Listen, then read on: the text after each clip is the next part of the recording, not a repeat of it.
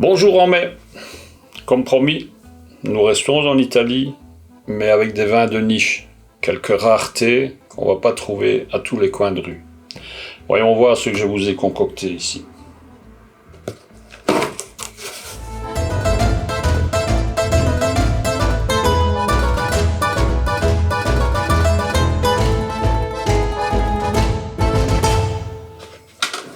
On commence dans la banlieue sud de Rome, avec un vin qui s'appelle Martino Quinto. C'est un pape qui est né dans le village où les papes ont leur résidence à Castel Gandolfo. C'est fait avec un cépage qui s'appelle Bellone, cépage qui ne croît que dans cette région-là. Il n'y en a nulle part ailleurs. Ça donne un vin blanc sec, tendre, un peu gras en bouche, très facile de boisson, qui aime bien une cuisine simple, la cuisine quotidienne. Qu'elle soit de pâtes, qu'elle soit de riz, qu'elle soit de charcuterie, qu'elle soit de viande blanche ou de poisson cuisiné en sauce crémée. Donc tout simple, tout facile, ça se boit frais, jamais glacé, ça se garde de 2 à 3 ans. Un peu plus au sud-est, voilà un vin issu d'un cépage qui s'appelle Fiano. C'est un des cépages qui commence à reprendre du poil de la bête après beaucoup d'hésitation dans les vignerons.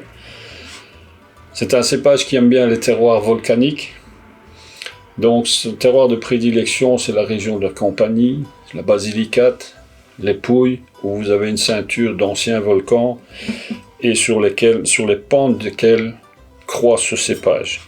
Ici, nous sommes dans le Salento, dans une agriculture en bio.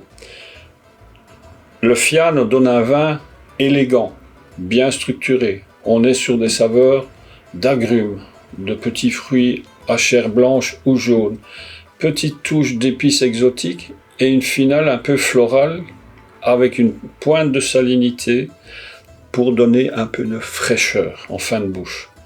C'est le vin de la cuisine ensoleillée.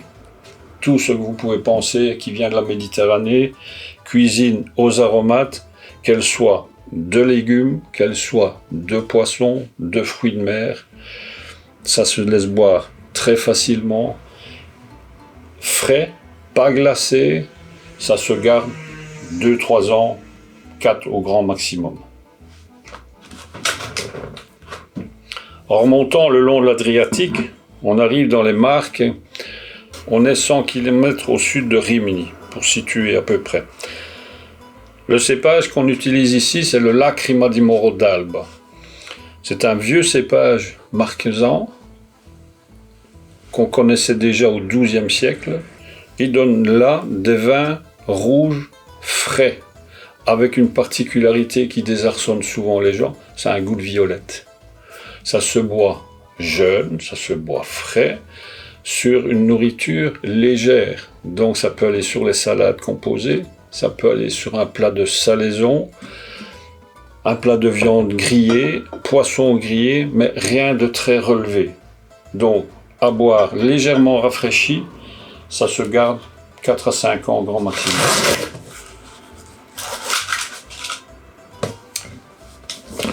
On continue vers le nord, ici le nord-est, à la frontière slovène, au nord de Trieste, avec un monocépage Franconia. La Franconia, c'est un cépage originaire de Croatie, qui a trouvé son terroir de prédilection dans le Friuli Venezia Giulia et en Autriche. En Autriche, il porte le nom de Blaufränkisch. Ça donne un vin bien structuré, frais, au tanin fondu, très facile de boisson. On est sur des saveurs de petits fruits rouges et noirs. Il y a une petite touche d'épices exotiques et toujours ce petit côté floral en finale qui rafraîchit la bouche. Vous utilisez ce vin sur une nourriture simple, quotidienne, pas très relevée. C'est facile, ça se boit à température et ça se garde 4 à 5 ans au maximum. Allons en Lombardie maintenant, dans le nord de la Lombardie, à la frontière suisse, dans une région viticole réputée qui s'appelle la Valtellina. Ça se situe sur des plateaux à peu près à 900 mètres d'altitude et c'est le royaume du cépage Nebbiolo, qui est appelé ici Chiavenasca.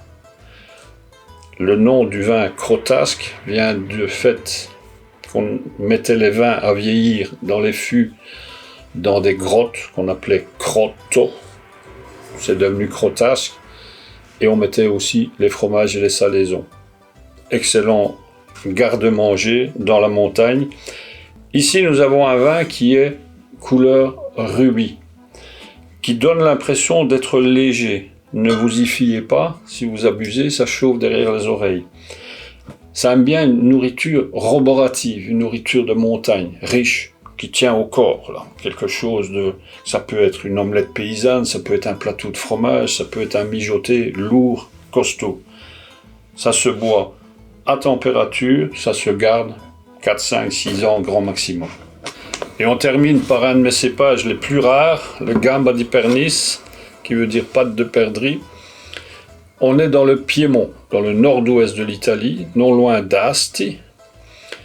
Et ce cépage était en voie d'extinction, parce que c'est un cépage qui prend toutes les maladies, qui est difficile à cultiver et qui a été abandonné par beaucoup de vignerons. Monsieur Fer, qui est ici son chantre, en fait un petit bijou. C'est un vin de style bourguignon. On est sur une couleur pas très relevée, couleur rubis, avec un vin très frais, très élégant, qui aime bien tout ce qui est charcuterie, charcutaille, plateau de charcuterie, fromage, petite viande rouge pas trop relevée. Ça se boit légèrement rafraîchi, ça se garde 4, 5, 6 ans, grand maximum, ça ne gagne pas à aller plus loin. Voilà une sélection de ce que j'appelle des raretés. J'espère que ça vous aura mis l'eau à la bouche.